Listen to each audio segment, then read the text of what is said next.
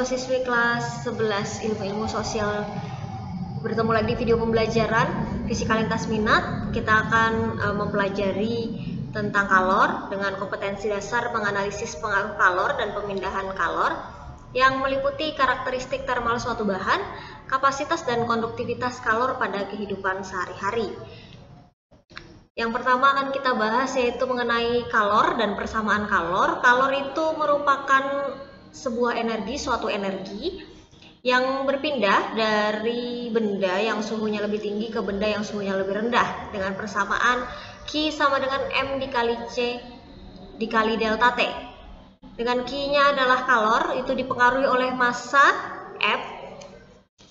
Kemudian C, kalor jenis, di mana kalor jenis itu merupakan sifat khas suatu zat yang menunjukkan kemampuannya untuk menyerap kalor. Jadi zat yang kalor jenisnya itu tinggi mampu menyerap lebih banyak kalor untuk kenaikan suhu yang lebih rendah. Kemudian kalor juga dipengaruhi oleh delta T, di mana delta T ini adalah perubahan suhu ya.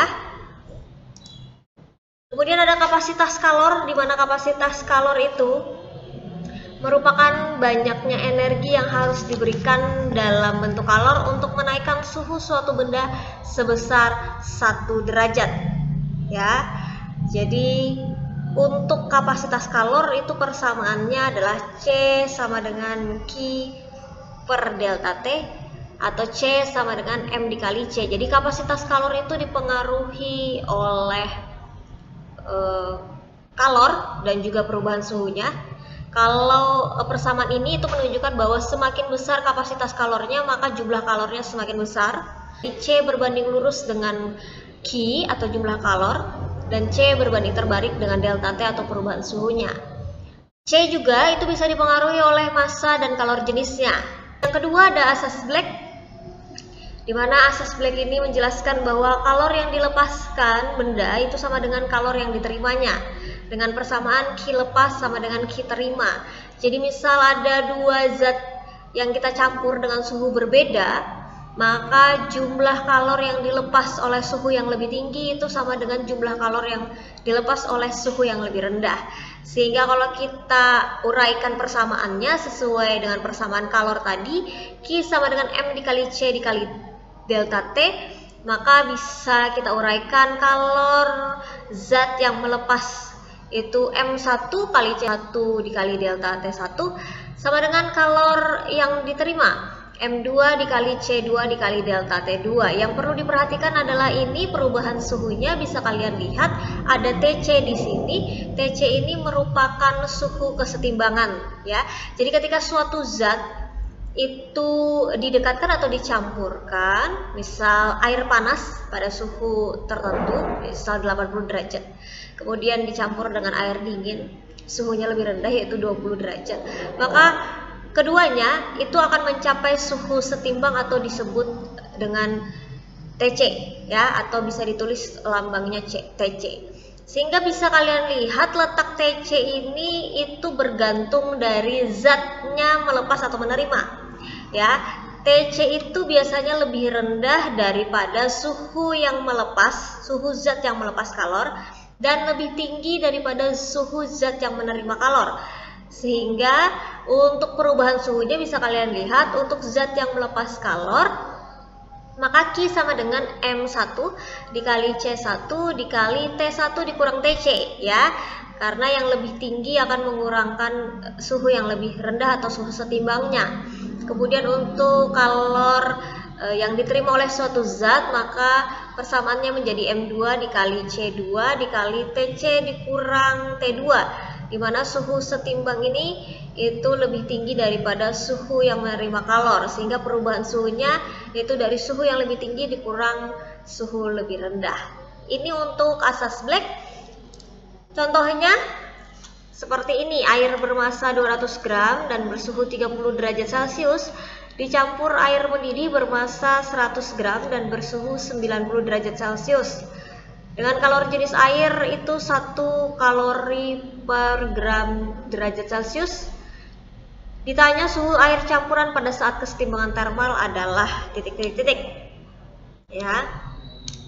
Jadi bisa kalian lihat bahwa peristiwa ini itu adalah peristiwa menjelaskan adanya zat yang melepas kalor dan zat yang menerima kalor karena terjadi pencampuran suatu zat dengan suhu berbeda, sehingga teori yang digunakan untuk menyelesaikan atau mencari suhu saat kesetimbangan termal itulah adalah dengan asas Black, di mana persamaan asas Black adalah Q lepas sama dengan Q terima. Ya, jadi suhu yang melepas kalor itu suhunya yang lebih tinggi. Nah, yang lebih tinggi itu adalah air yang mendidih bersuhu 90 derajat Celcius. Ini kepemilikan Q lepas. Sedangkan suhu yang menerima kalor itu adalah suhu dengan suhu zat cair yang lebih rendah, yaitu 30 derajat Celcius. Jadi kalau kita masukkan nilai-nilainya, yang pertama untuk Q lepas itu suhu yang lebih tinggi, masanya adalah 100 gram. Jadi kita masukkan massa suhu zat pertama itu 100 gram. Kemudian kalori jenisnya itu adalah 1 kalori per gram derajat Celcius. Kemudian T1 itu adalah suhu yang lebih tinggi, ya, harus diingat suhu yang lebih tinggi yaitu 90 derajat Celcius. Dikurang TC yang kita cari yaitu suhu kesetimbangan termal. Sama dengan ini adalah zat yang menerima kalor. Zat yang menerima kalor itu suhunya lebih rendah, yaitu zat yang bersuhu 30 derajat Celcius dengan massa 200 gram. Maka bisa kita masukkan M2-nya 200 gram. Kemudian kalori jenisnya sama karena sama-sama air, yaitu 1 kalori per gram derajat Celcius. Yang dicari TC, suhu kesetimbangan termal, kemudian suhu keduanya itu 30 derajat Celcius. Sehingga bisa kita selesaikan 1 kalori per gram derajat Celcius itu bisa kita bagi, hasilnya 1. Maka sisa 100 dikali 90 derajat Celcius dikurang TC sama dengan 200 dikali TC dikurang 30 derajat Celcius. Kita kalikan 100 dikali 90 itu hasilnya 9000 derajat Celcius dikurang 100 dikali TC hasilnya 100 TC sama dengan 200 dikali TC itu hasilnya 200 TC dikurang 200 kali 30 derajat Celcius hasilnya 6000 derajat Celcius. Maka bisa kita tuliskan, kita pindah ruas dengan mengelompokkan bilangan-bilangan yang sama, variabel yang sama. Ya, di 200 TC kita pindah ditambah 100 TC sama dengan 9000 derajat Celcius ditambah 6000 derajat Celcius. Maka hasilnya 300 TC sama dengan 15.000 derajat Celcius. Atau TC sama dengan 15.000 derajat Celcius dibagi 300 hasilnya adalah 50 derajat Celcius. Jadi suhu air campuran pada saat kesetimbangan termal atau suhu kesetimbangannya itu adalah 50 derajat Celcius. Ini kira-kira salah satu contoh peristiwa perpindahan kalor dan penerapan asas Black, di mana jumlah kalor yang dilepas itu sama dengan jumlah kalor yang diterima. Semoga bisa dipahami dengan baik. Sampai bertemu di video pembelajaran berikutnya. Selalu sehat, stay at home, sampai jumpa.